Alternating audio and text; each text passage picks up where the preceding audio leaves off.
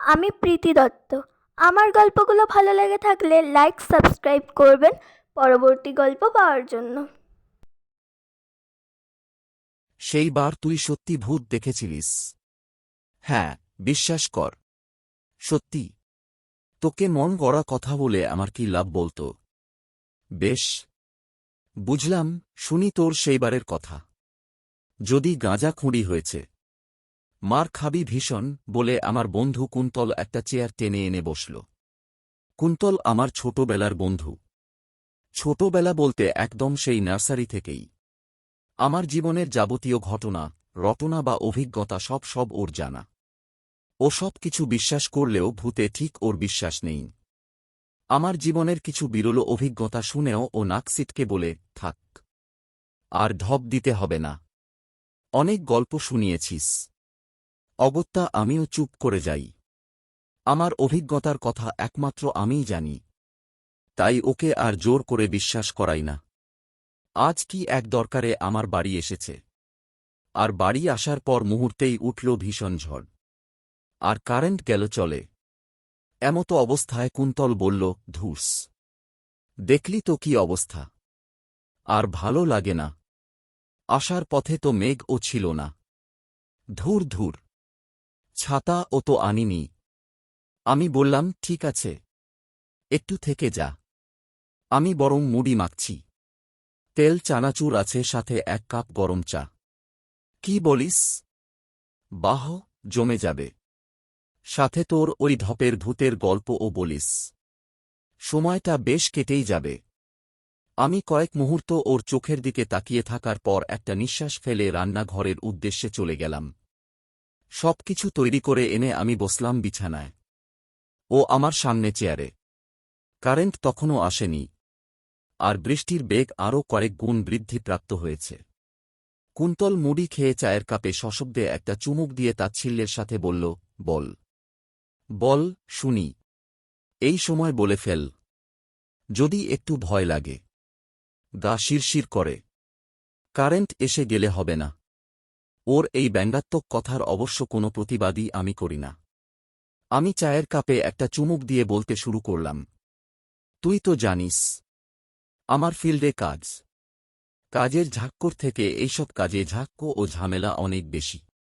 আর এইসব কাজের জন্য আমায় নানা জায়গায় যেতে হয়। রাত কাটাতে হয়। সেইবার ও আমি গেছিলাম অফিসের কাজে বর্ধমান। অবশ্য বর্ধমান যে এই প্রথম গেলাম তা নয়। এর আগেও আমি গেছিলাম।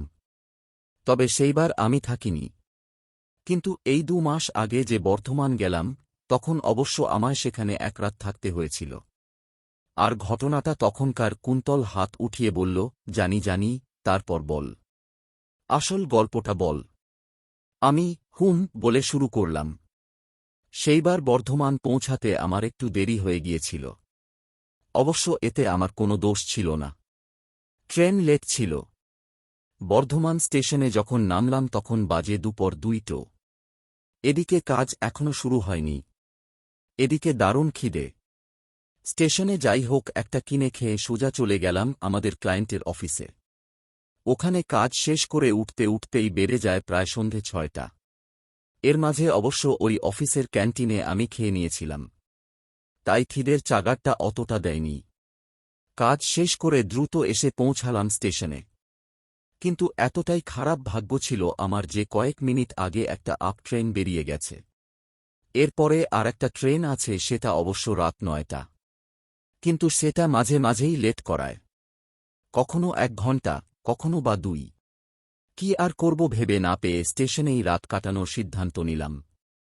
তারপর আমি বলতে যাব, ঠিক সেই মুহূর্তেই বাইরে ভীষণ ধ্বনিতে বাজ পড়ার শব্দ হল।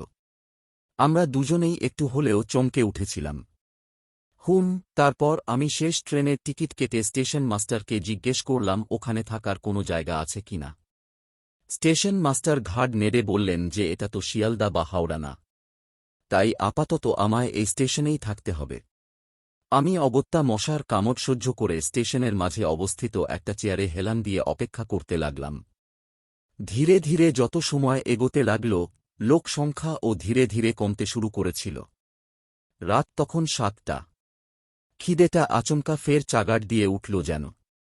স্টেশনের আশেপাশে খাবারের দোকান আছে ভাই, সেগুলো বন্ধ হয়ে যাওয়ার পূর্বে আমি চট করে গিয়ে রাতের জন্য রুটি আর তরকারি কিনে নিয়ে এলাম, আর একটা বিস্কুটের প্যাকেট। ভেবেছিলাম ট্রেনে উঠে খাব। রাত ৮টা বাজল। ট্রেনের আসার কোনো সংবাদ শোনা গেল না। এদিকে আমি একাকী স্টেশনে বসে প্রহর গুনতে লাগলাম। ৯টা বাজল, কিন্তু তখনও ট্রেন আসার কোনো সংবাদ আমি পেলাম না। অতঃপর বাধ্য হয়ে আমি স্টেশন মাস্টারের ঘরের দিকে অগ্রসর হলাম। গিয়ে দেখি উনি একটা লম্বা চাদর পেতে শোয়ার তোড়জোড় করছে। আমি গিয়ে ওনাকে ট্রেনের ব্যাপারে জিজ্ঞেস করতে উনি যা বললেন তাতে আমার সারা শরীর কয়েক সেকেন্ডের জন্য অবশ হয়ে গেছিল। এই আপ লাইনের ওভারহেড তার ছিঁড়ে গেছে। সেটা মেরামত হলে ফের স্বাভাবিক হবে ট্রেন, কিন্তু সেটা কখন হবে তার কোনো ঠিক নেই। কোথায় হোটেল, কোথায় রাত কাটাবো সেই চিন্তাই বারবার মনের মধ্যে বাসা বাঁধতে লাগল। স্টেশন থেকে বেরিয়ে একটু এগিয়ে গিয়ে দেখলাম সব দোকান বন্ধ। একটা খাবারের দোকান তার ঝাঁপ ফেলছে। আমি দৌড়ে গেলাম তার দিকে। কাছে গিয়ে জিজ্ঞেস করলাম, দাদা, এখানে থাকার কোনো হোটেল পাওয়া যাবে?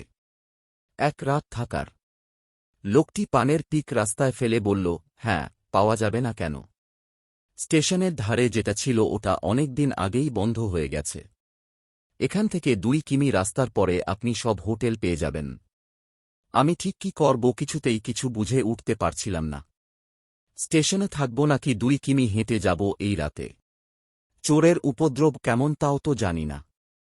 সত্যি বলতে একটু একটু যেন ভয় করতে লাগল আমার।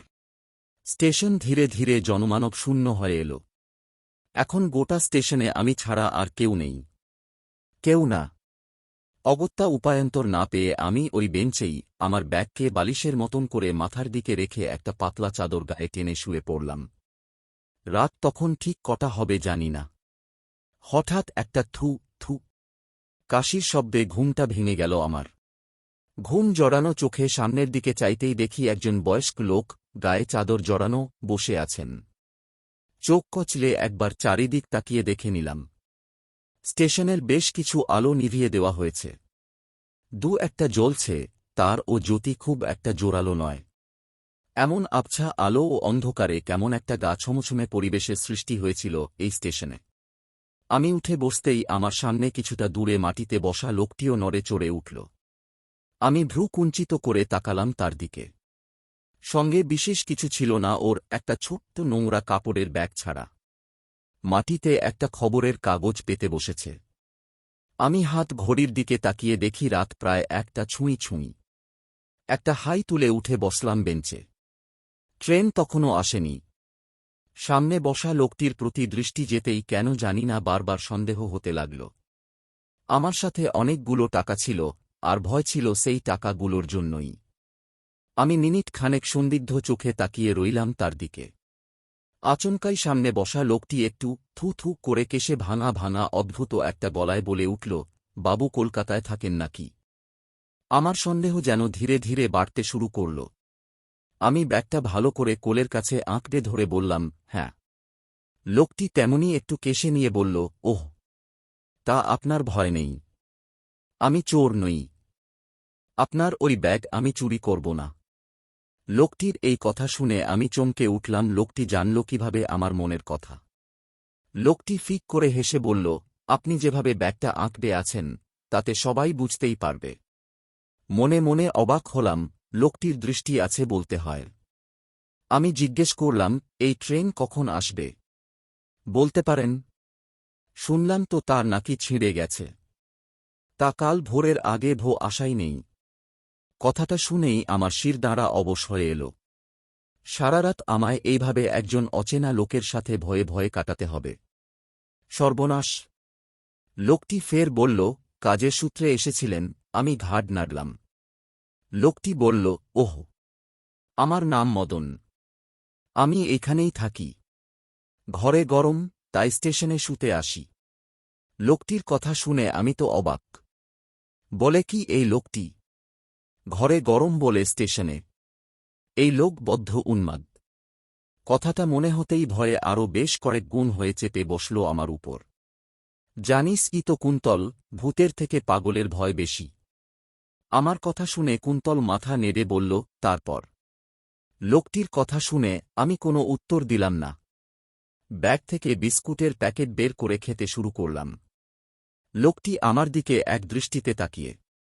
এই আলো অন্ধকারে লোকটিকে ভালো করে দেখার ও উপায় নেই। শুধু এইটুকু বুঝতে পারছিলাম লোকটির মুখমণ্ডল ছাড়া বাদ বাকি আপদ মস্তক চাদরে আবৃত।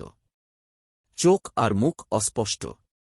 তবে যেটুকু বুঝলাম তার গাল ভর্তি দাড়ি, চোখের চাহনি ও অদ্ভুত। হঠাৎ করে লোকটি বলে উঠল, আমায় একটা বিস্কুট দেবেন, খুব খিদে পেয়েছে। অগত্যা আমি পুরো বিস্কুটের প্যাকেটটা এগিয়ে দিলাম তার দিকে। লোকটি তখন একটা অদ্ভুত কথা বলল, আপনি ছুঁড়ে দিন, আমি নিয়ে নেব। আমি ছুঁড়ে দিলাম তার দিকে বিস্কুটের প্যাকেটটা। বিস্কুটের প্যাকেট হাতে পেয়ে তার মুখের কি অভিব্যক্তি হয়েছিল তা এই আঁধারে বোঝার উপায় ছিল না। লোকটি একটি বিস্কুট মুখে পুড়ে বলল, জানেন, আমারও একটা পরিবার ছিল।